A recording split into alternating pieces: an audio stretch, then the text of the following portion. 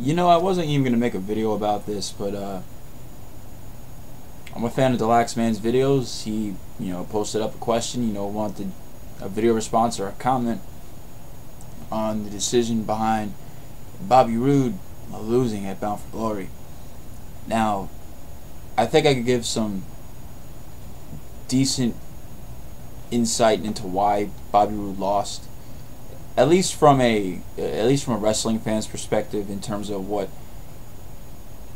I think Hulk Hogan's logic is and why Bobby Roode did not. Alright, I'm going to use two prime examples here of matches so I can get my point across well.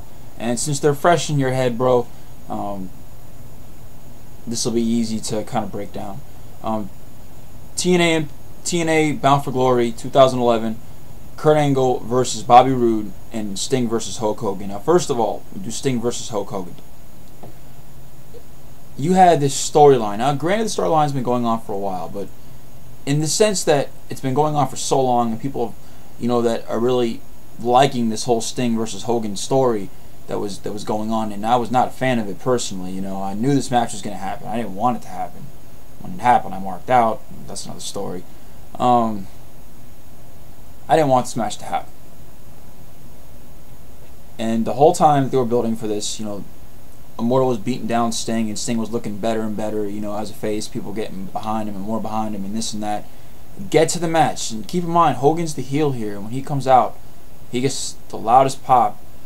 The pop stayed, people were chanting and clapping their hands, the whole thing, the whole match. And it wasn't even a great match. Hogan took 3 bumps and threw a couple of punches, and that was it. It was nothing spectacular at all. It wasn't. But yet it was the best segment of the night. The crowd was all for Hogan, but yet Sting is the good guy here. Now, I'm going to go over to Bobby Roode versus Kurt Angle. It was a split crowd. Sting versus Hogan was not. There was nobody cheering for Sting. They were all for Hogan. Kurt Angle here is the heel. Bobby Roode is the face. Everyone should be behind the face. Get to the match, and half the crowd is cheering for Kurt Angle. It's a divided crowd.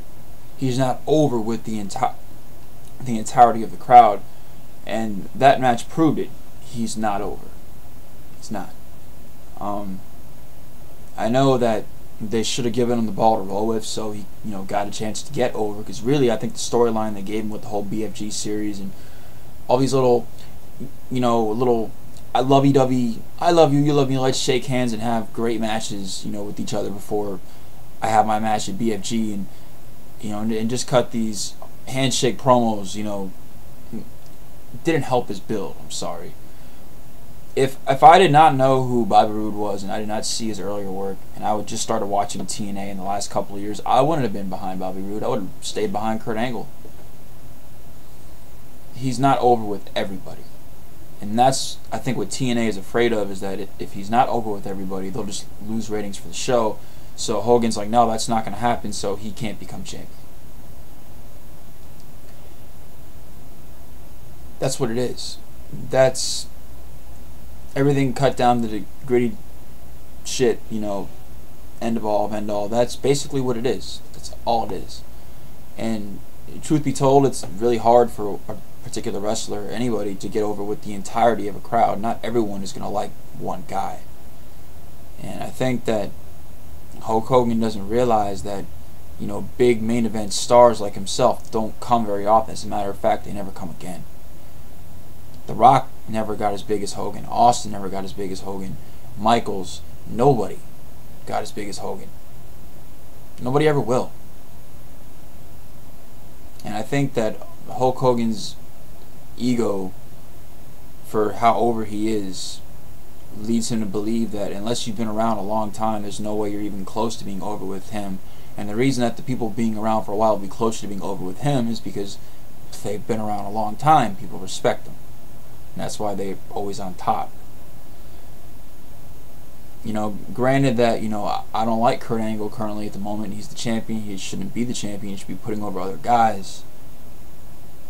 I still respect him because he does what he does and he's very good at it. So I'm not going to diss the man.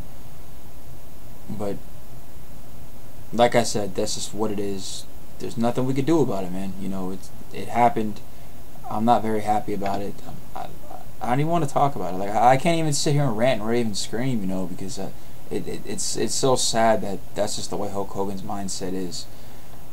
I hope I explained it to you, man. I hope I got my point across. I might have sounded like a complete blur, but I hope you understand what I'm saying.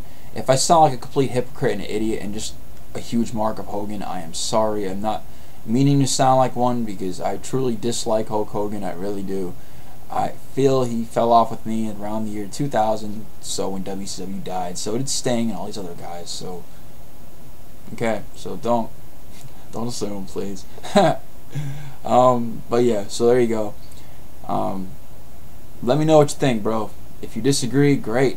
You know, let me know why you disagree with me. If you think my reasoning is stupid, if you think it's somewhat of decent logic, let me know so I don't seem like a complete idiot to everyone else. Is probably gonna thumbs down this video. This is your boy Lou, Wrestling 2 101.